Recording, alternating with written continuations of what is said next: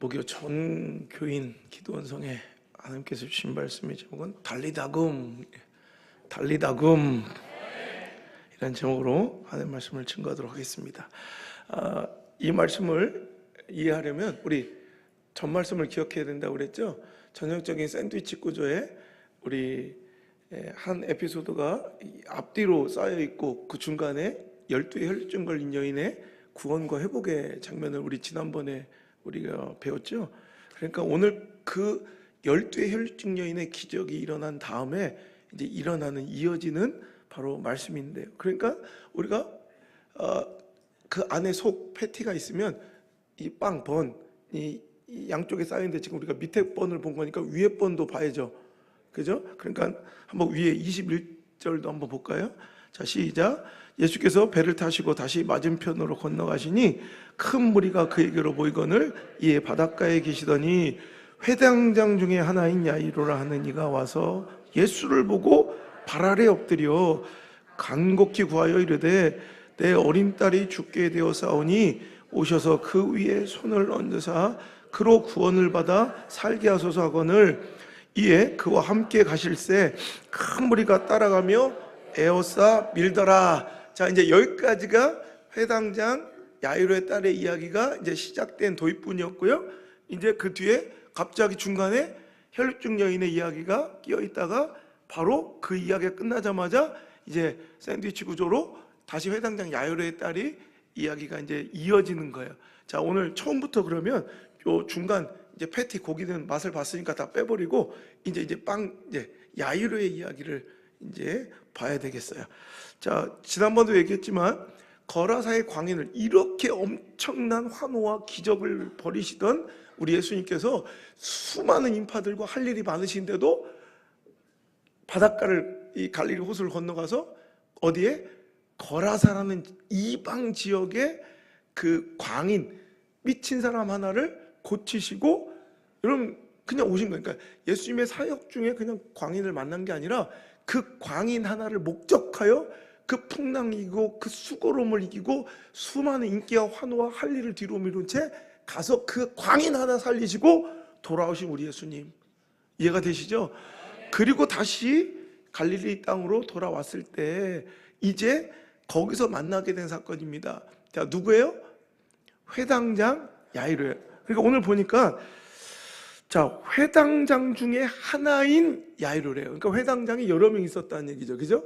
회당장은 제사장 또 레위인들이 아니라 레위 지파가 아님에도 불구하고 그 시대에 그 지역에 명망 있고 부유하고 인정받는 어른이에요. 그러니까 여러 명의 회당장, 이건 명예직입니다. 그래서 이건 어떤 제사 직분을 감당한 제사장이나 레위인이 아닌 그냥 사람들 중에 아직 그 공동에서 굉장히 유력하고 그러니까 성공한 사람이에요. 명예 있는 사람이에요. 사람들에게 영향력도 있는 사람이에요.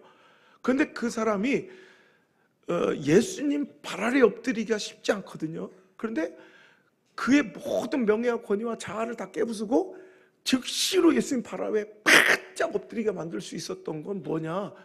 여러분 우리가 볼 때는 여러분 그 회당장 야이로가 예수님 발 앞에 팍 엎드리는 그 장면은 분명히 영적 성공이잖아요. 그 성공을 가져야 되던 발판이 뭐였냐? 기폭제가 뭐였냐? 실은 딸이 죽어가는 내 삶의 그 절박한 문제들 있죠. 여러분 이 자리에 그 절박함을 하나씩 가지고 나오셨을 줄 믿습니다. 그죠? 사랑하는 가족의 구원 절박하잖아요.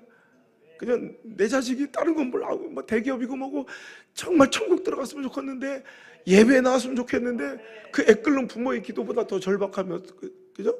내 남편 교회 좀 나왔으면 좋겠는데 1년에 한 번 성공신에만 나오고 담임 목사가 찾아가서 약속해놓고 또 안 나와서 내가 멱살 잡을까 싶고 막 이런 거 간절하잖아요. 어떤 사람은 질고의 고통을 가지고 어떤 건 자식 문제를 가지고 진로의 문제를 가지고 물질과 사업의 문제를 가지고 관계 상실의 문제를 가지고 수많은 상처 아픔들이 있어요. 여러분 그 절박함이 여러분 예수님 발 아래 바짝 엎드리는 겸손함으로 또 예수님 앞에 간절함으로 승화될 때 기적은 일어나게 된다는 거예요. 회당장 중에 하나인 야이로라 하는 이가 와서 예수를 보고 발 아래 엎드려 23절 간곡히 구하였대요. 이거 원어로 보면 뭐냐면 이건 우리는 간곡히 막 되게 간절한 그 모양새를 뜻하는 것 같지만 실은 원래 원어의 표현은 되게 많이 계속해서 간청하다, 막 계속해서 구하다, 말을 많이 하다 이런 뜻이에요. 그러니까 여러분 바로 전에 있었던 혈루증 걸린 여인과는 좀 대비되는 모습이에요. 여러분 좀 이 대비되는 구조. 자, 혈루증 걸린 여인은 아무 말 없이 침묵하며 조용히. 그죠? 그런데 회당장 야이로는 막 계속 막 말을 많이 하며, 회당장 야이로는 예수님의 발 앞에 보이게 엎드리고, 혈루증 여인은 예수님의 뒤로 살며시와 옷자락만 잡는 거예요. 그죠? 이 회당장 야이로는 그 명망이 막 뭔가 높은 차원의 기득권자였다면, 이 혈증 걸린 여인은 오히려 그런 자들로 인하여 오히려 많은 것들을 피해보고 아픔을 당한 가장 지금 천한 신분의 여자. 자, 모든 것이 좀 대비되고 약간 대칭되는 구조로 하나님께서는 일부러 극적 대비를 보여주시는 거예요. 하지만 두 사람 다 예수 그리스도로 인하여 구원받는 이 주인공이 되었다는 걸 우리가 명심해야 된다는 거예요. 그래서 오늘 보세요.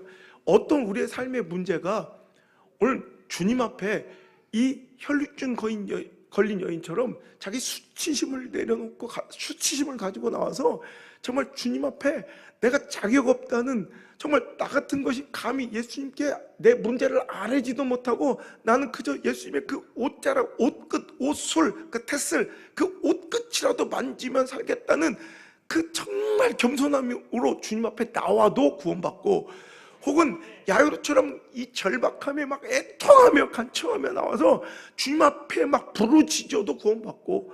그러니까 우리의 절박한 문제들 있잖아요. 여러분 자녀들의 문제, 이상하게 여러분 내 힘과 능력으로 안 되는 그 간절한 문제들 있죠. 없으셨으면 좋겠지만 있잖아요, 그죠? 그거 내 아무리 노력하고 진짜 내가 내 전문 과목 같은데도 안 돼. 오히려 하나님께서는 내 전문 과목 같은 영역을 박살내세요.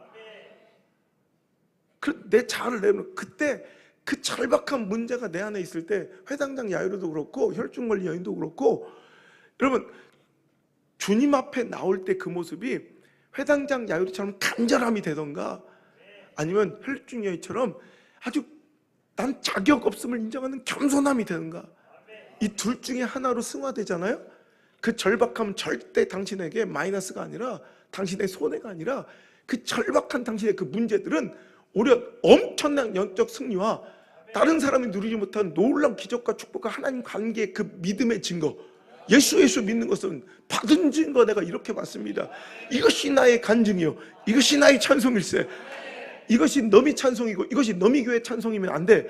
이것이 너미 교회 스토리면 안 돼. 나의 간증이 있어야 돼요. 나의 믿음의 증거가 있어야 돼요. 그런 사람이 강력한 거예요. 올 기도원 집회는 그런 증거를 하나씩 갖고 청하는 자리가 돼야 된다는 거예요. 똑같은 행사, 똑같은 종교 집회를 장소만 옮겨서 장소만 다르게 드리는 것이 아니라, 여기서 하나님과의 그 간절한 만남의 체험, 하나님 시퍼렇게 살아계신 하나님은 안성 목사의 하나님이 아니라 나의 하나님이시다. 여러분 어떤 분들은 그래요. 목사님들 중에 그 시퍼렇게 살아계신 하나님이 왜 당신의 목회에만 역사를 하시냐, 막 목사님 어떤 분은 나한테 막 항의한 분도 있어요. 그래서 그걸 내가 어떻게 하냐. 여러분 그래요. 하나님, 그럼 나는 그래. 나에게 수많은 문제와 아픔이 있지만, 저는 이 수많은 부족과 연약함이 있지만, 여러분 보세요. 완벽해서 우리가 모자람이 없어서, 여러분 능력 있고 자격 있어서 여기 선 거 아니잖아요. 여러분 보시면 알겠지만, 이번 주에 제 과거를 너무너무 많이 아시는 분이 또 출석하기로 하셨대요. 그래서 내가 사전에 내 방을 먼저 와라, 그래서 입막음을 먼저 해놓고선 내려보내려고 하는데, 그런 자격 없는 거예요. 자격 없는 거. 그런데 여러분 그 문제투성이, 그 고통과 가슴 아픔이, 여러분 그냥, 여러분 어떤 사람은 신세 타령, 내가 이러려고 일평생 다 바쳐서, 신세 타령 돼도 안 되고, 한이 돼서도 안 되고, 여러분 어떤 분노와 트라우마가 돼서 안 돼요. 복수심과 혈기의 도구가 돼서 안 돼. 여러분 누구에게나 절박함들이 있어요. 그게 주님 앞에 진정한 겸손함, 주님 앞에 나올 때 간절함. 그래서 예배가 이 은혜의 자리가 뭐 갈까 말까 뭐 상황 되면 가고 아니면 말고 이게 아니라 오늘 혈루증 걸린 여인과 야이로처럼 오늘도 내가 이 자리 아니면 내가 죽는다. 내가 주님 안 만나면 내가 죽는다.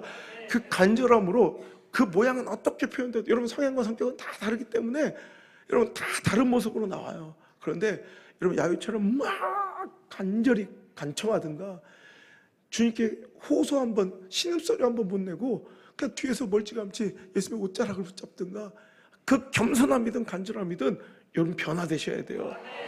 예배 가운데 그 간절함이 없는 자들이 있어요. 그 예배를 대한 태도를 보면 말씀을 대한 태도를 보면 여러분 그 은혜 현장의 소문을 들으면서도 그 자리를 대하는 그 사람의 모습을 보면 그 사람에게 그 예배와 은혜가 얼마짜리인가가 보여요.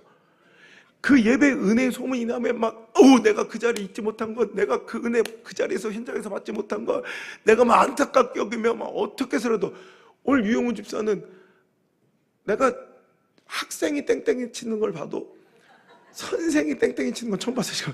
지금 땡땡이 치고 가가지고 이 은혜를 여러분 사모하고 간절히 청하는 여러분 이게 은혜 값이야. 여러분 이 예배가 만약에 입장권을 5만 원씩 받는다면 여러분 50만 원 받는다면 100만 원 받는다면 그거를 대가를 지불하고 올 사람도 있고요. 안 올 사람이 있고요.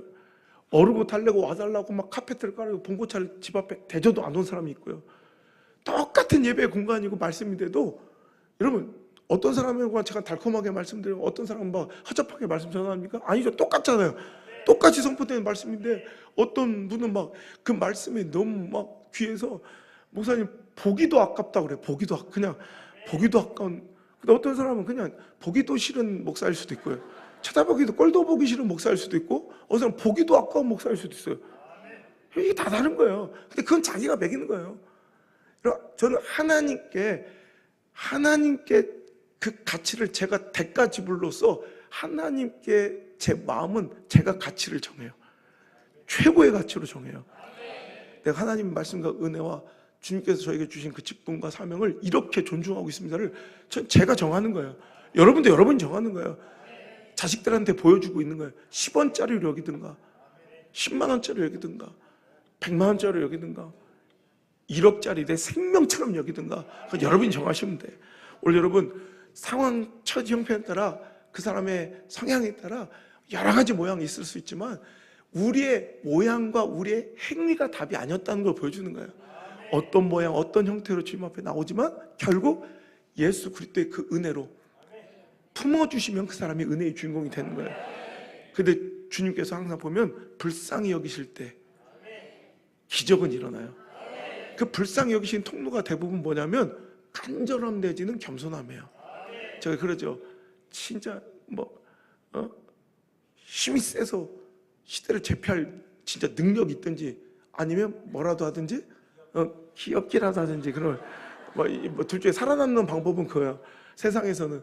근데 주님 앞에서는 은혜 받고 기적을 누리는 방법은 주님 앞에 간절하든지 겸손하든지 그거 없으면 안 된다는 거예요. 제가 그걸 보여주는 전형적인 샌드위치 구조가 바로 이 마가복음 5장의 이 회당장 야이로와 혈루증 여인의 이 이야기가 교차로 대비되면서 우리에게 전달되고 있다는 것이죠. 자, 그래서 이제 혈루증 여인 이야기가 딱 진행되고 자 가는데 문제가 터지는 거예요.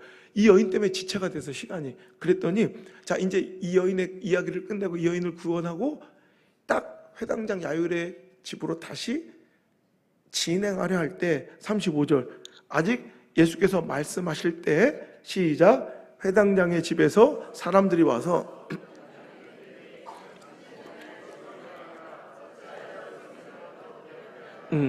절망을 선포하는 거예요. 그 사람들이 와서 아이고 끝났습니다. 여러분 그럴 때 있죠.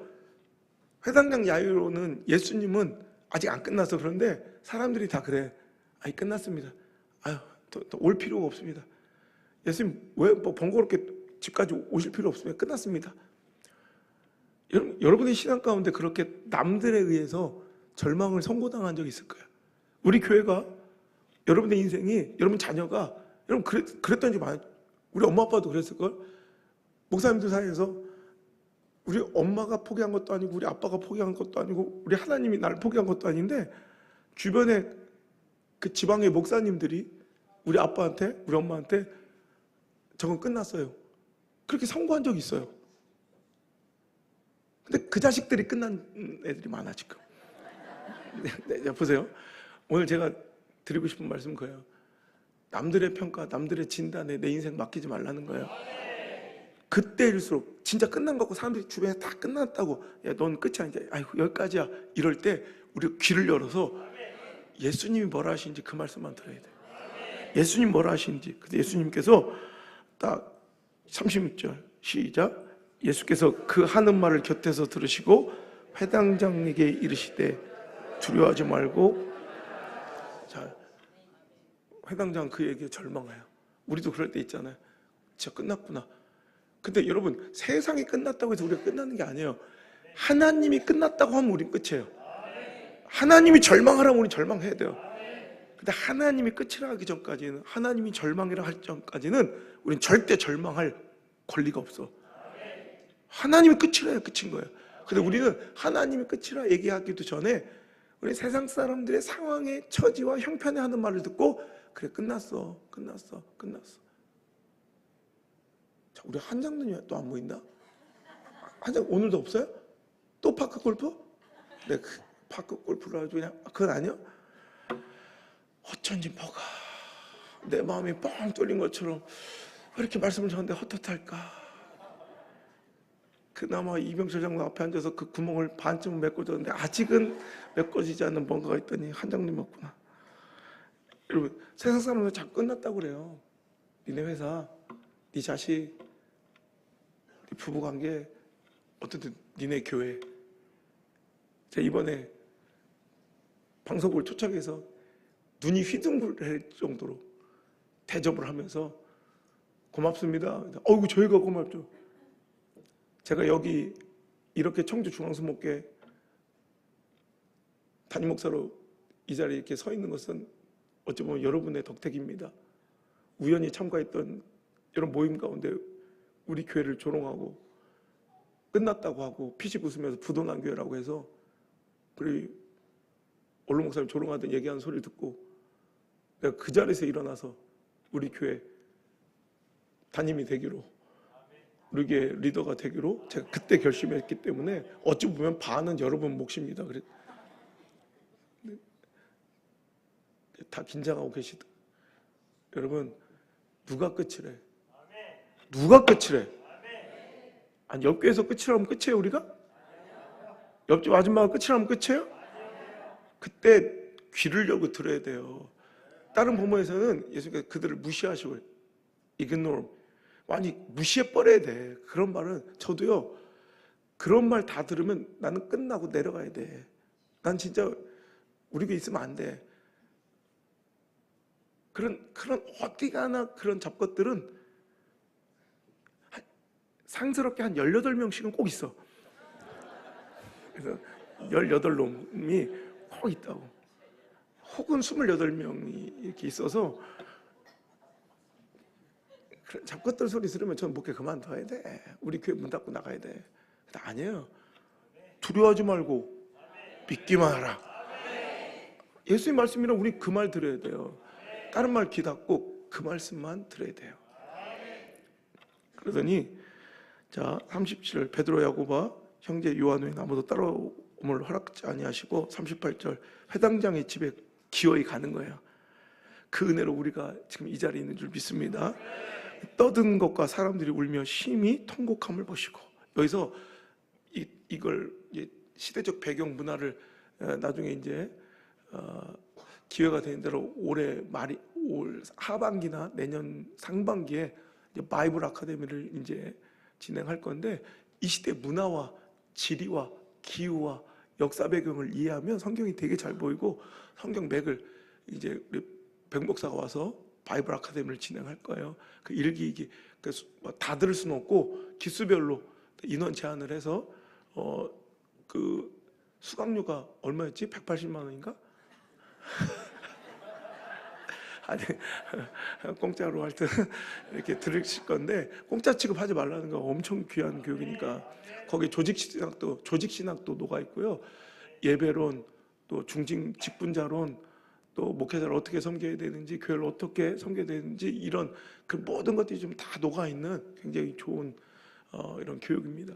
그래서 교재값하고 뭐 이 정도는 있을 거예요. 근데 교재가 다 있기 때문에 하여튼 여러분 이 시대의 배경에 우리가 이해를 해야 되는 거 떠드는 거 뭐 떠드는 게 왜 떠들어 장례식에 뭐 그죠? 근데 이게 떠드는 것과 사람들이 울며 심히 통곡하면 이거는 보수를 받고 와서 그러니까 부자들은 부유할수록 장례가 터지면 사람들을 많이 사서 거기서 시끄럽게 떠들고 통곡해 준 사람을 페이를 주고 불렀던 거예요.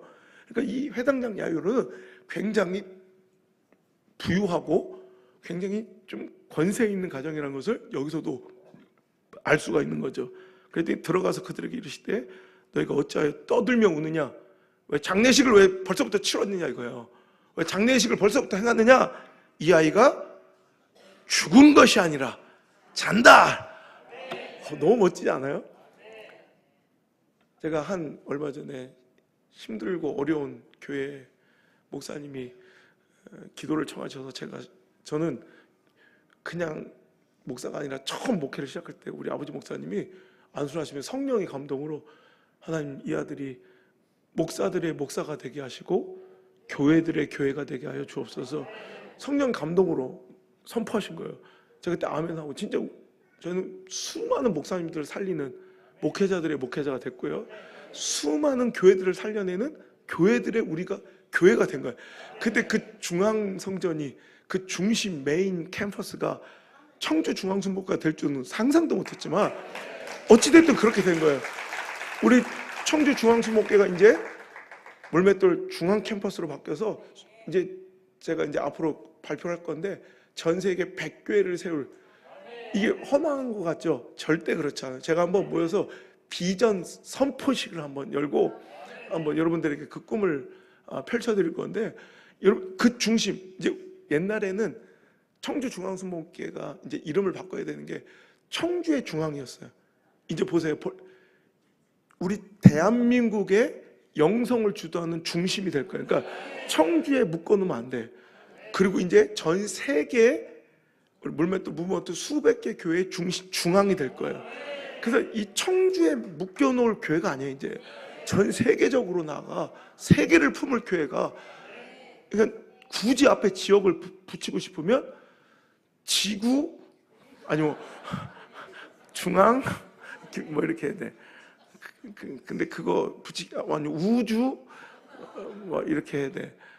이 청주 아니야 이제 하나님 역사의 중심에 영적 장자교와 멋진 역사의 중심으로 진앙지로 하나님께 세우실 줄 믿습니다. 주님께서는 그래서 제가 얼마 전에 어려운 교회 힘든 교회 우리 교회 좀 살려달라고 가서 그 교회 처지와 상황을 들으면서 장로님이 막 우시더라고요. 그래서 걱정하지 마세요. 우리가 함께 할 거고 이 교회는 살아날 겁니다. 회복될 겁니다. 그래서 제가 이 기도를 했어요.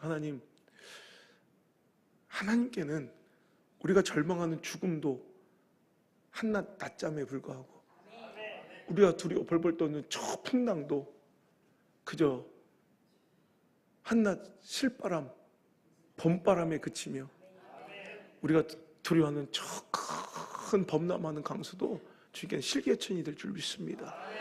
우리한테나 큰일이지 어째 하나님께 큰일이겠습니까? 우린 주님만 의지하여 나갑니다. 주님을 신뢰하오니 주님 역사하여 주옵소서. 지금부터 벌써 역사가 시작되고 풀리기 시작해요. 우린 이 고백이 필요한 거예요. 우린 세상 사람들의 진단과 평가와 뭐 그 사람들의 평판에 의해서 우리가 움직이는 것이 아니라 그럴수록 예수님의 말씀만 귀결해야 돼요. 두려워하지 말고 믿기만 하라. 죽은 것이 아니라 잔다. 즉 절망이 아니라 희망이다. 절망이 아니라 곧 다시 소송되고 회복될 것이다라는 그 말씀을 들은 사람들이 올 이 자리를 차지하고 있더라고요. 얼마 전 만난 선교회들이 그런 얘기 하더라고요. 버텨낸 사람들, 하나님 약속 믿고 끝까지 자리를 지킨 사람들, 우리가 지금 이 축복, 행복, 기쁨을 누리고 있잖아 막 이러더라고. 우리가 이제 주인공이잖아, 우리가 승자잖아 이렇게 얘기하시더라고. 맞아요.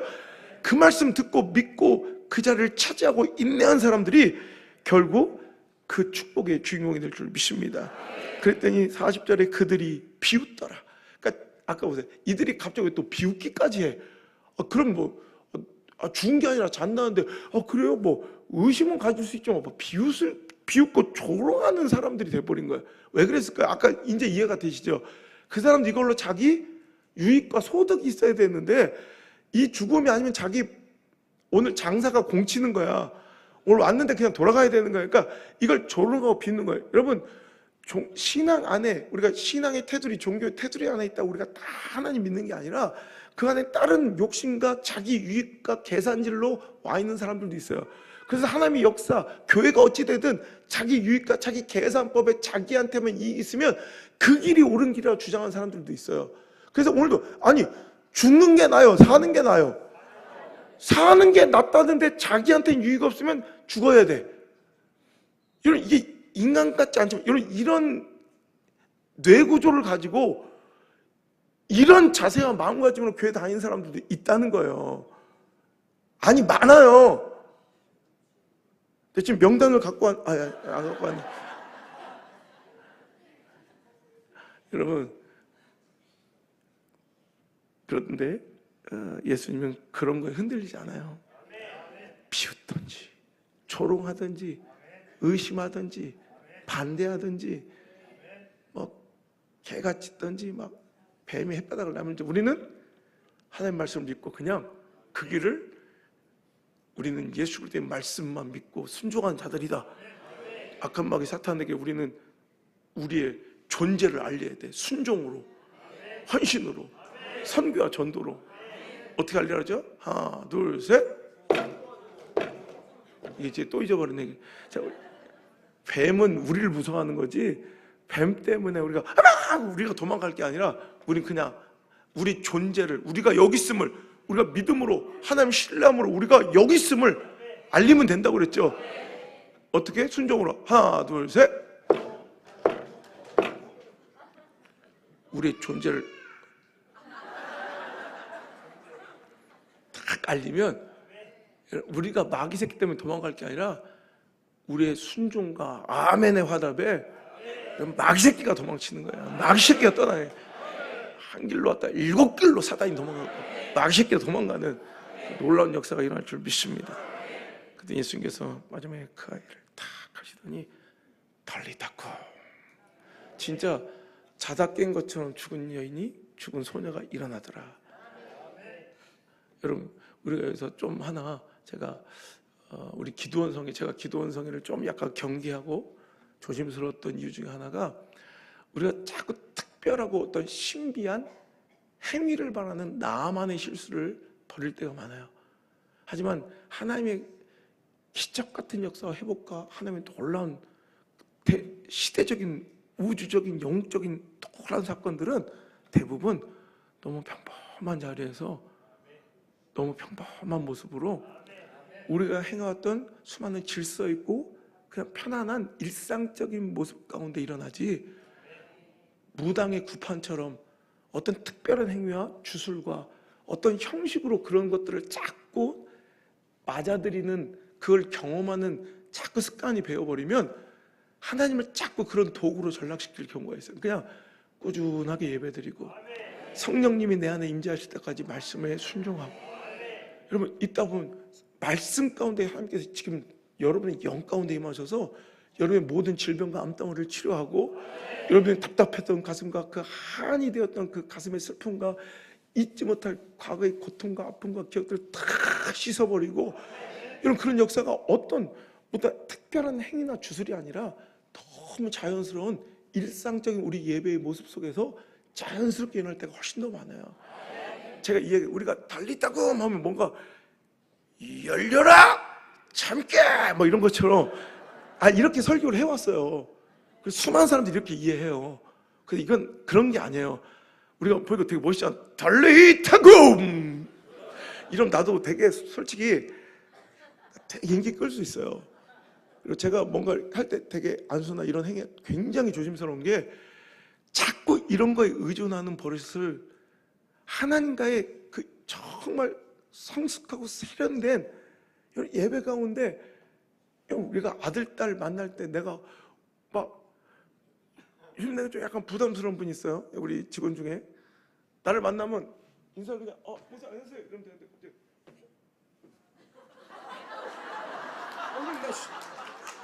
나 어떻게 답해야 될지 백목사님 자기도 모르게 수고할 때다 이렇게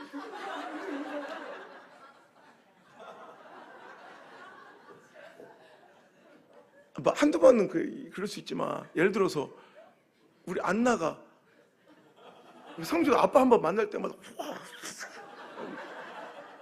내가 애들 용돈 줄 때마다 막 이렇게 그러면 아빠와 자식 간의 관계는 혹은 뭐 어떤 영험하고 헐리한 분위기 있어요. 어떤 통로로 주시면 그냥 주시고 받고 누리고 권위 없이 이럴 때 일어난 사건들이 훨씬 더 많고 이제 그 시대마다 달라요. 여러분 좀 초창기나 우리 영이 성숙되지 못했을 때는 그런 특별한 은총과 은사들이 많아요. 근데 이제 성숙했을 때는 일반 은총이라는 특별 은사 은총이 아닌 일반 은사와 은총이 훨씬 더 많은 시대를 우리가 지금 살아가고 있어요. 그러면 우리가 하나님의 뜻대로 그렇게 아름답고 성숙한 모습으로 하나님을 만나고 하나님의 뜻을 이해하고 하나님의 은혜를 받는 훈련들을 하셔야 된다고. 달리다금은 아람어예요. 그러니까 특별히 오늘 이 이야기를 마가가 쓴 것은 자 이것만 봐도 지금 마가복음의 1차 독자가 유대인들이 아니었다는 걸 얘기하는 거예요. 여러분 아시는 것처럼 마가는 누구를 향한 전도의 그 대상자 타겟을 삼았냐면 로마인들이에요.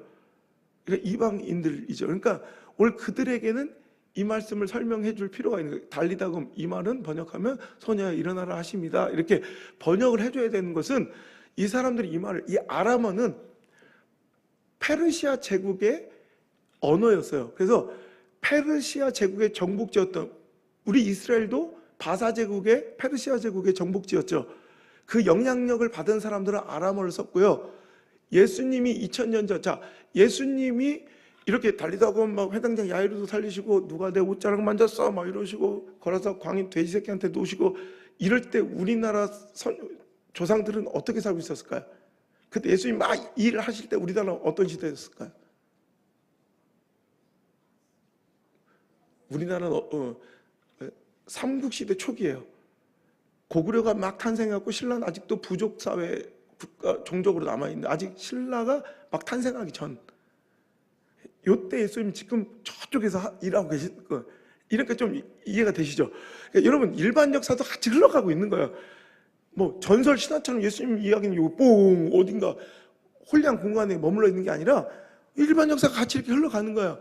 그때 당니까 바사 페르시아 제국의 이제 지배를 받았던 영향권을 받았던 사람들은 지금 예수님 당시에 예수님과 그 제자들이 쓰던 일반적인 언어는 무엇일까요? 바로 아람어예요. 아람어. 이 달리다금이 아람어예요. 그러니까 전혀 특별하지 않은 어떤 주문이나 주술이 아닌 그냥 평범하게 예수님께서 그냥 늘 하던 말씀으로 너 밥 먹을래? 이거 똑같은 거야. 달리다금 일어나. 원래 이거는 어떤 특별한 주술이나 어떤 주문이 아닌 가장 평범한 말로 이 소녀를 살렸다는 얘기인데 우리가 이걸 되게 오해해서 달리다금 뭐가 예수님께서 막 극적인 어떤 언어 행위와 어떤 상징적인 어떤 행위로 그를 살리셨다고 우리가 착각하는 거예요. 달리다 이건 1차 독자가 이방인이었기 때문에 설명하기 위하여 하신 거지.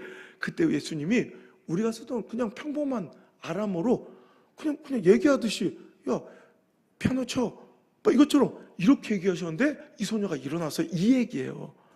달리다금이 엄청나게 신비한 이야기가 아니라는 거예요. 이해가 되시죠?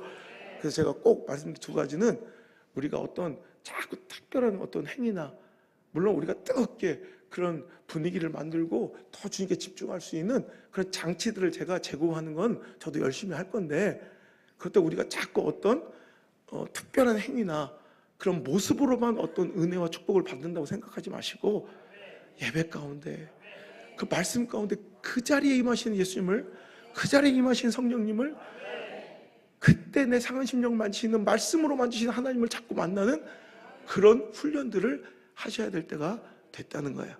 자, 오늘 말씀을 마무리. 이거 굉장히, 오늘 실은 이걸 2주를 설교할 수 있는데, 이 기도원 집회는 이거 하고 다음 달 되면 이 설명을 다시 1시간을 해줘야 자기들 나 그때 뭐 이래서 그냥 오늘 하고 말지. 그래서 오늘 2주 설교를 그냥 몰아서 하는 거야. 지금 원래는 요 이처럼 나눠도 되는데, 자, 여기서 마지막으로, 자, 그러면, 자, 우리가 일상적이고 너무 평범한 삶 가운데 임하시는 하나님의 은혜를 누려야 된다. 우리가 그냥 어떤 막 홀리해 보이는 어떤 행사나 뭐 이런 게 아니라 예배 가운데 그냥 말씀 가운데 나를 만지시는 그 하나님을 만나셔야 된다. 여러분 이해되시죠? 또 하나, 자, 오늘 2가지 샌드위치 구조의 2 이야기를 비교해 볼 때, 자, 혈루증 걸린 여인, 12에 혈루증 걸렸어요. 오늘 죽었다 살아난 여인은 몇 살? 12살이에요.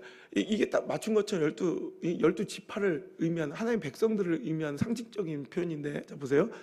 12제자. 그런데 오늘 이들의 특징이 있어요. 이들이 막 고침받는 내용과 상황과 장면은 다 달라서 별개 이야기처럼 생각하지만, 이 샌드위치 구조는 똑같은 어떤 의미 전달을 하기 위한 예수님의 장치였거든요.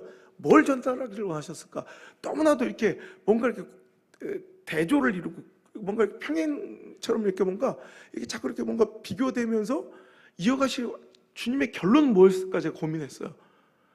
근데 12이 겹치면서 이게 12지파, 그러니까 하나님의 백성들에게 전하신 하나님의 공통적 메시지는, 자, 오늘 혈루증 걸린 여인이 살아났어요. 자, 그때 이야기 지난번 기도원성에 뭐 불가능하지만 잘 한번 묵상해 보세요. 어떻게 살아났나?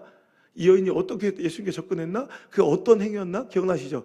2번째, 그리고 오늘 해당장 야이로의 딸을 고치시는 예수님이, 자, 그 딸의 손을 잡으시면 일으키셨어요. 달리다 보면 그냥 편안하게 진짜 잠자는 아이 깨우듯, 야, 일어나.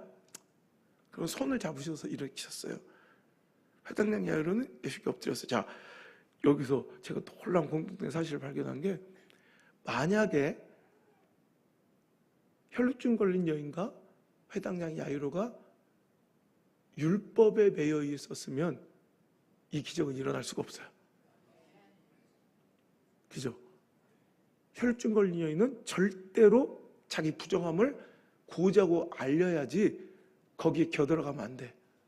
감히 정한 사람들을 만져서 한다는데, 제가 얘기했죠. 남자의 그 옷술은 굉장히 상징적인 의미라 만지면 범죄 행위야. 그거를 허용되는 사람 누구밖에 없다? 그 자녀밖에 없었다. 기억나시죠? 안 나도 난다고 좀 해주세요. 그래 내가 힘이 나지. 그리고 오늘 보세요. 이미 죽었어. 누가 봐도 그 여인의, 그 아이의 손을 잡았어. 이것도 시체를 부정한 것으로 보기 때문에 근처에도 가도 안 되고 만져서도 안 돼. 그리고 해당량은 예수님 발 아래 엎드리면 안 돼요. 자, 그죠? 그런데 만약에 그들이 전승, 전통, 자기 권위, 율법에 묶여 있었다면 이 기적은 아예 그냥 시행조차 되지 않았을 거예요. 오늘 우리에게 말씀하신 바는 이거예요. 우리가 묶여 있는 율법과 전통과 전승은 무엇이냐? 하나님 백성들아, 제발 깨어져라. 12지파에게 하시는 말씀이에요. 깨어져라, 깨어나라, 제발. 우리가 깨어나야 될 거, 우리가 서글픈 건 아직도 화석화돼. 제가 여러분 조직 구조를 배우면 경영학에서 무조건 10년 이상 그대로 똑같은 체제로 유지된 어떤 공동, 교회 아니라도 조직은 무조건 관료화가 돼요.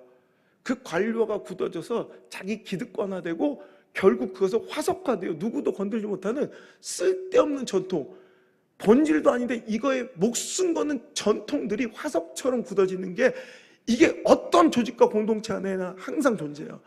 그래서 때로는 갈아엎어야 돼요. 그 변화가, 내가 이 설을 계속 할 거예요. 우리도 지금 마찬가지예요. 율법, 여러분 어떤 사람들이 아직도 이 시대에 율법적 행위에 매여 있으면 그 은혜의 주인공이 되지 못하고, 우리도 어떤 전통과 전승과 내 지식과 내 경험이라는 율법 아래 갇혀 있는 자들은 오늘도 이 은혜의 현장에서, 은혜의 도가니 속에서도 은혜를 못 받는 사람들이 있다는 거예요. 이해가 되시죠? 이 율법을 깨트려야 돼요. 형식과 행위를 깨트려야 돼요. 비본질적인 나한테 우상됐던 이 노뱀 느흐수단을 박살내야 돼요. 그건 다음에 할게 또. 여러분 그것들이 박살내야 참된 개혁이 일어나고 노란 변화가 일어나며 지금 맛보지 못하는 세부대 세술 그 은혜는 거기서 누리게 된다. 기도원 집회 지금 굉장히 좀 이렇게 차분하고 이런 전개의 설교이지만 실은 기도원일수록 이런 설교가 필요한 거예요. 제가 일부러 그래서 계속 이렇게 이어가는 거예요. 괜찮죠? 그래야 우리의 진짜 하나님이랑 간절함이 무질서하고 어떤 행위에 집중하는 잘못된 샤머니적 기복주의 신앙에서 벗어날 수 있는 안전장치가 정갈하고 여러분 정말 신학적인 질서 있는 말씀을 듣는 것이 우리의 기도가 더 강력함을 발휘할 수 있는 길인 줄 믿습니다.